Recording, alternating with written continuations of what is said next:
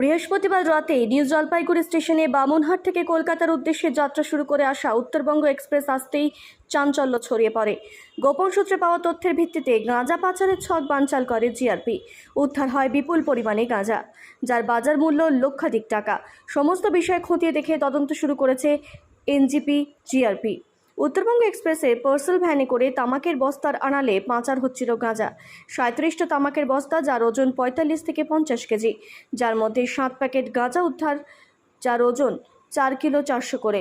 GRP সূত্রে জানা গেছে, এই বস্তাগুলো বামুনহাট স্টেশন থেকে তোলা হয়, যা শিয়ালদার উদ্দেশ্যে নিয়ে যাওয়া হচ্ছিল।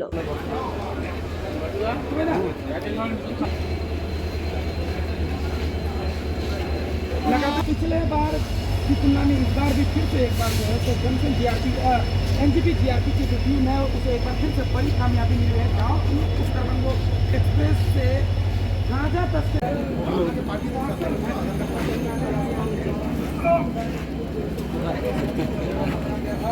और वहाँ पर